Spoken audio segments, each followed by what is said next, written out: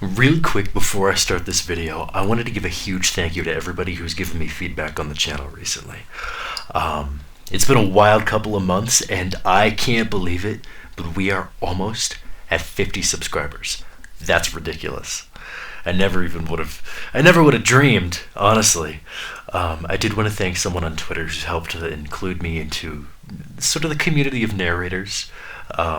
I want to thank 242 for giving me some pointers and talking with me about some stuff. You're awesome, and your content is wonderful too. I also wanted to mention that the story that I'll read tonight is by Maxim. I've read through a bunch of his work, and I would love to feature more of it. Down in the description, you'll see 242's info, and also I wanted to briefly mention that Maxim's donation page should be down there too. If you guys wanted to check that out and maybe toss him a few bucks, I'm sure he would greatly appreciate that. But without further ado, let's get into the story. All right, Jack, are you ready?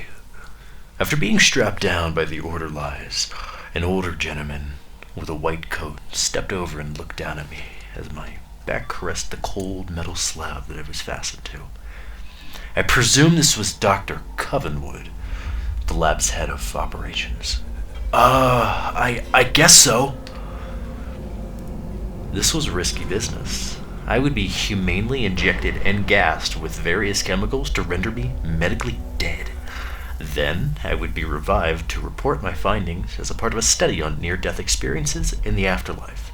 If I survived, $5,000 would be deposited into my bank account as payment. Don't worry, Jack. We've done this dozens of times so far, and have yet to lose a single soul. You'll be fine. Now I know what you're thinking, and you're right. This was not legal by any stretch of the imagination. No one in their right mind would have even agreed to participate in such a study, but I was truly desperate. The pandemic left me jobless, and the bills were piling up. An old college buddy who works for the lab knew about my situation and reached out to recruit me for the project. All right, Jack. I will be in the next room behind one-way glass. You'll be able to hear me over the intercom. Once we start, there is no going back. This is your last chance. Are you absolutely sure you want to go through with this? Yeah, I mulled it over for a moment, but the choice was clear. There were certainly other options at my disposal for recouping my financial losses, but that wasn't the only reason I agreed to take part in this study. The real reason I was risking my life ran much deeper than that. All right, let's do it, Doc. A smile spread across his face. That's the spirit.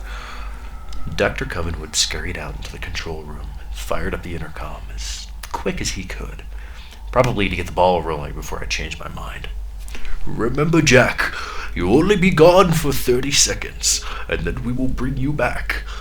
Still, it may seem a lot longer to you once you're, well, wherever it is you're going.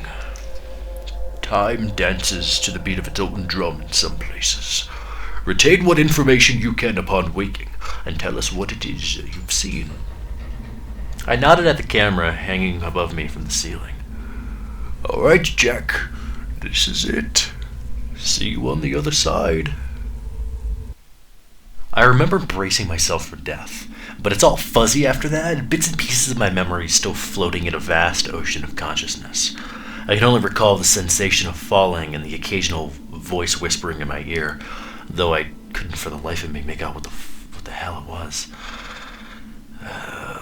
When I finally came to, the scene in front of me took form and revealed my surroundings. However inexplicable it may seem, I was in what appeared to be a lobby of a large building. There were hardwood floors, lavish staircases, and gorgeous rays of light flooding the room from tall stained glass windows on every side of me. Directly in my line of sight was a desk and what appeared to be a receptionist. He looked up and smiled. You must be Jack. Please, come with me. In an instant, without even getting up from his seat, the man was in front of me. Before I could react, he took me by the arm, and we appeared somewhere upstairs by the balcony in front of a door. Here you are, room 371. The overseer will see you now." And just like that, he vanished. Thanks, I guess. Overwhelmed by everything, I didn't enter the room right away, and instead leaned over the railing and surveyed the area. It was when I noticed a plethora of shelves lining the walls, each containing their own collection of jars, a soft light emanating from within. I wanted to study them further, but was cut off by a booming voice that echoed through the hall. "Come in, Jack. I haven't got all day." It was coming from room 371. Not wishing to test the patience of whatever being was summoning me, I opened the door and walked in. "Please, Jack, have a seat." Sitting at a desk in the room was a clean-cut man in the turn-of-the-century attire, gesturing at the chair in front of me. I sat, and the man stared down, as if he was trying to intimidate me, and it was working. "All right, on with it. I know you must have questions, so fire away." He was right. I did. Where are we?" He chuckled. "You humans are so predictable. Well, for lack of a better descriptor, this is what you would refer to as the hereafter, a place where all souls go upon expiration." "So heaven is a cathedral?" He chuckled again. "Who said anything about heaven? There is no good or bad place, just this. And no, it is not a cathedral. It appears different to every departed soul. You see it as a cathedral. Another might see it as a monastery, or even a small cottage tucked away in the hills. Whatever peaceful scenery that makes the transition easier." He adjusted himself in his chair, raised his hands, and lifted a single finger. "One more question, Jack, and then we will move on to more pressing matters." This was my chance. This was the reason I was here in the first place. "Can I see my wife and daughter?" He didn't expect that. Turning his chair to face me, he said, "Ah, I see. Now I understand. Is that why you joined Dr. Covenwood's little study group? That I wouldn't have predicted." He saw the surprise in my expression. "Oh yes, Jack, I know all about the good doctor and his trials. He works for us." My surprise turned to confusion. "Works for you? What do you mean?" The overseer raised his hand again and snapped his fingers. All at once we were transported to another space. It was small and white. Too white. And the lighting was strange, brighter than your average room, but still dimmer than a hospital. It was off-putting. And to make matters worse, I was strapped to another table, completely immobile in the center of the room. The overseer stood by and picked up tools from a rolling cart. Needles, blades, among other sharp utensils. "I can't believe a human would risk his own life on the off chance that he might be reunited with loved ones. It's admirable, I suppose, but no, Jack. You will not see Charlotte and Leslie. We have far more important business to attend to." My heart was pounding. I had no idea what he was up to, but I knew that it couldn't be anything good. What's going on? What are you doing?" He cracked a smile. "Well, Jack, what the good doctor failed to let you in on was that our little agreement involves him sending us wayward souls. In exchange, we offer him information about our world." He walked around to the opposite side of me with the cart and pushed it up against the table. I winced and let out a small scream, and he laughed. "You see, Jack, human souls are a delicacy here. The taste is so intoxicating." He closed his eyes and trembled. "We've never meant to devour souls, but we've been here for so long. Billions of years, maybe more. We like all things. We need stimulation. To that end, we face but one obstacle.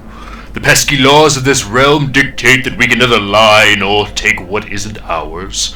It's a failsafe the Creator's design, put in place to keep us from harming you, making it physically impossible to extract your soul without consent. You must give it to us willingly. Though frightened, I mustered up enough courage to respond. Why would I do something like that? He replied with a horrible grin. That's the beauty of our arrangement. When a normal soul dies, we give them the option. Let us cut you open and take your soul, or live in a jar for all eternity. There's almost no incentive to hand it over, so almost everyone chooses the latter option. In your case, your time isn't up. The doctor is waiting on the other side to revive you, but I won't let him unless you give me what I want. Time will remain still until your soul is mine. Your 30 seconds will never end. He licked his lips in anticipation. If you want to go back, just say the word. Otherwise, get comfortable. It was a lot to process. Still, none of it mattered. Seeing my wife and daughter again was the only thing keeping me going. Knowing that I couldn't be with them eliminated any incentive that I would have to continue living. No, you can't have it. I'll stay. His smile vanished as he threw the cart and grabbed me by the shoulders, placing his face directly over mine.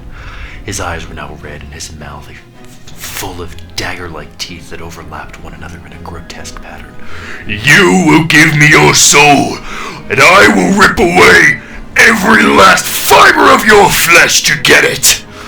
He dug a silver blade into my chest and drooled over the wound. It was like battery acid, worse than any pain that I've ever felt before. I screamed in agony. He backed away, wiping his chin, and his face returned to normal. Sorry about that. I got a little carried away. Still, you will agree to our terms. Or suffer further torment. Yeah, you know, whatever. The pain was intense, but I wouldn't bow to him. No! I refuse! His grin returned. You misunderstand, Jack. The torture you will experience is not of physical nature. He snapped his fingers and we were transported again. Somewhere else entirely. I was alone in a familiar forest, one outside town, like where we used to camp from time to time. The sun was setting as the evening drew near. The air was still and the wildlife quiet. This was the night that they died. What do you think, Jack? It almost looks identical. The overseer appeared before me. What the hell is this? His lips stretched wide across his cheeks. Just a recreation of the events that led you up to your family's death. I looked at him in disbelief. You remember, don't you? You were out here gathering firewood while they played by the lake. A single tear rolled down my cheek. Stop it! He continued. When Leslie fell, bumped her head on the dock, and then sank deep within the water, Charlotte called out to you, but you were nowhere to be found. It happened as he spoke of it. Jack! She fell in, Jack, help! Oh my god, she's unconscious, Jack! Please! Just as I did that night, I dropped the branches in my hand and ran as fast as I could towards the lake. Recreation or not, I couldn't ignore my family. Your wife jumped in to save her, but her legs were far too weak to swim. The overseer appeared at every tree I passed, his voice staying with me every step of the way. The physical therapy worked wonders, but she had only been out of her wheelchair for a month, was it? He was right. On her way to work, Charlotte was was struck by a drunk driver. She survived, but her spine suffered a lot of damage. The doctors weren't sure that she would ever walk again. This camping trip was supposed to be a celebration. It was the first thing Charlotte wanted to do when she was upright again. Stop it, you bastard! Charlotte continued to call out for me. Jack! Jack, please! Her voice was muffled by the water as she was treading. There was a sick gurgling in between outbursts, a gut-wrenching sound that haunted my every nightmare for months to come and rang in my ears even after waking. You arrived at the lake, but it was too late. I ran over, tears wetting my face, and pulled Charlotte and Leslie from the water. The overseer stayed close and observed. I tried my best to administer chest compressions and CPR, but it was no use. My girls were dead, and I couldn't do anything but sob over their corpses. Alright, Jack, time for round 2. The overseer snapped his fingers, and we were back in the forest. Soon enough, I heard Charlotte's voice, once again crying out for help. To my dismay, the sequence of events had begun again. I turned to the overseer, standing by my side, and took a swing, but there was no connection. My fist stopped inches from his smug face, halted by an unseen force. He cackled in response. "Why are you doing this?"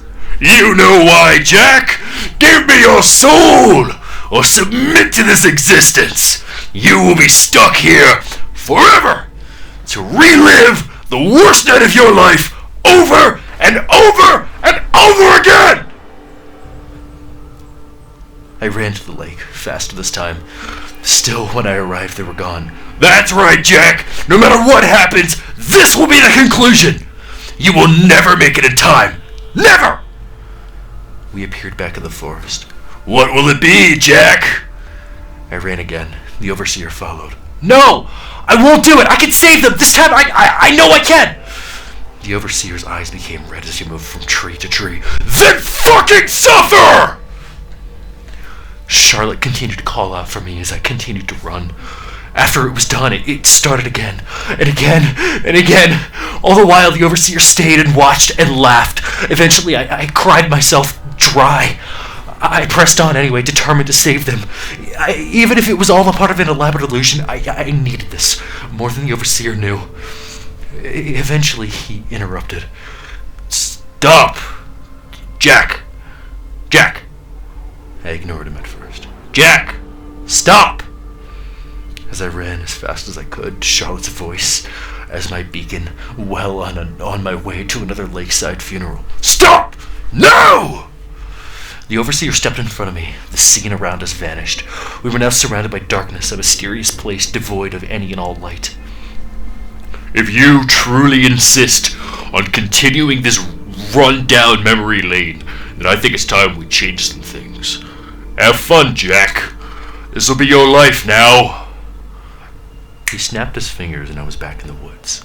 This time I was completely alone and a dark fog hung over the forest canopy, cloudy and still.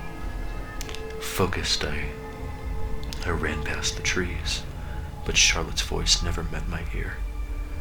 Something was amiss. I arrived at the lake moments later and was greeted with the usual horrific sight. Charlotte and Leslie face down on the surface of the water. I pulled them out, as I had so many times before, but something changed when their bodies touched the shore. They stood up.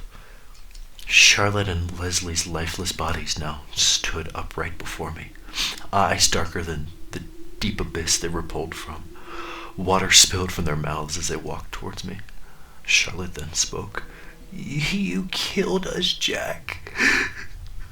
You killed us."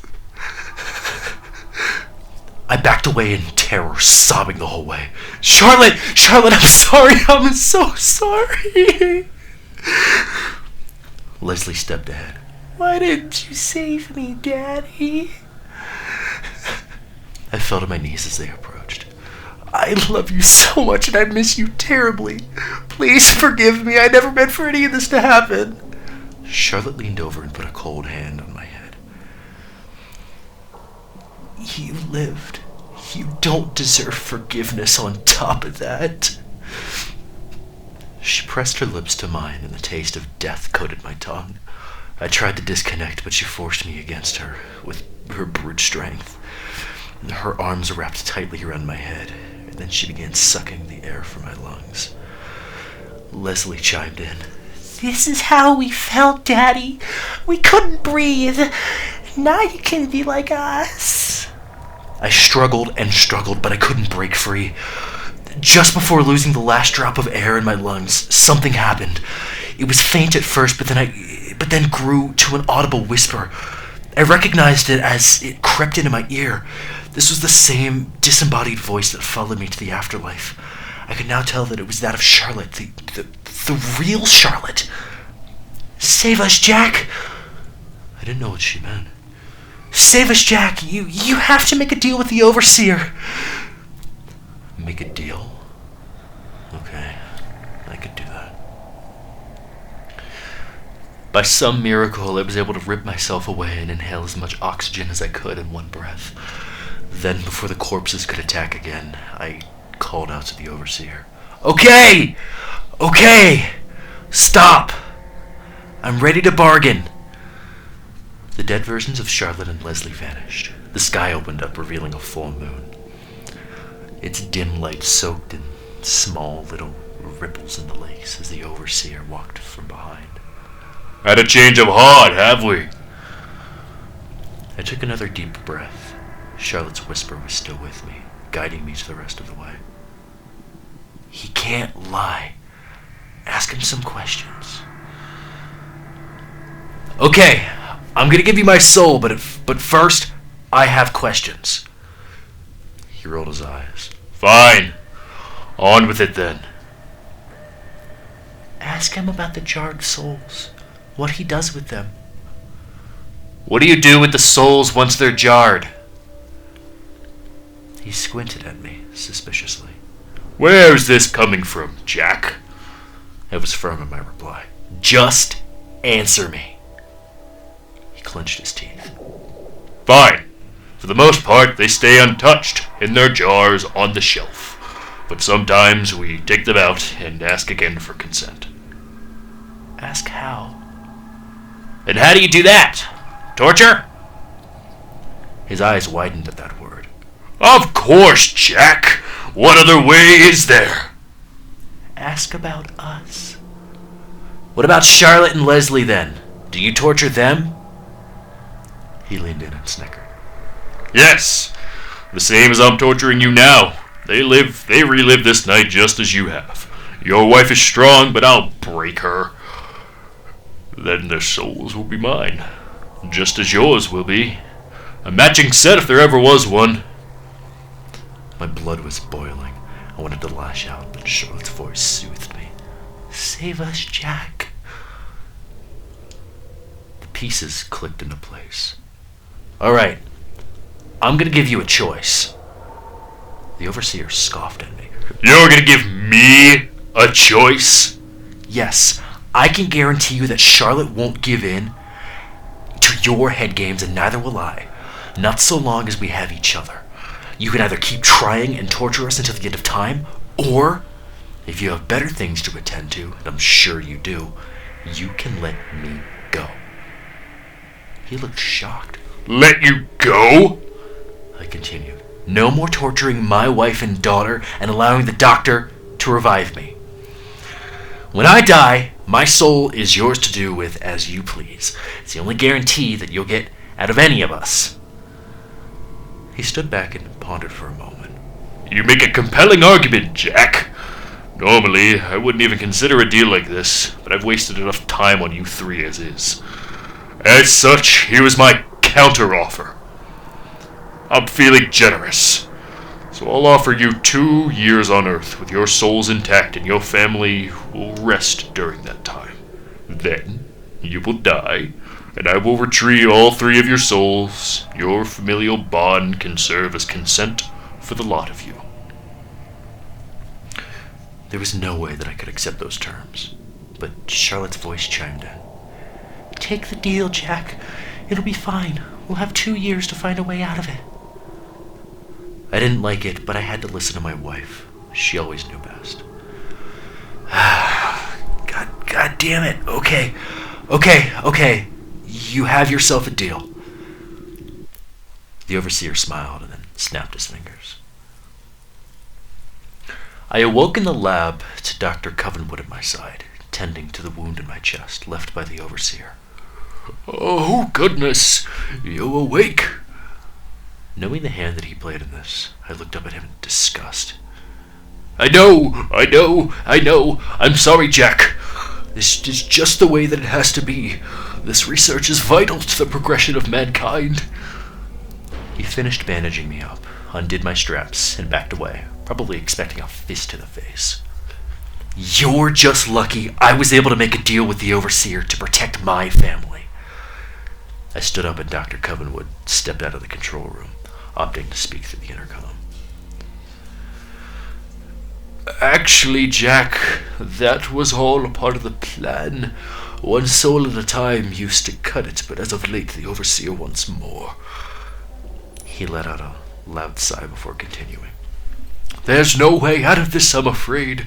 In 2 years' time, you'll be done for. I hope you understand. The sound of tapping away at a keyboard came through the loudspeaker, followed by a voice. Charlotte's voice.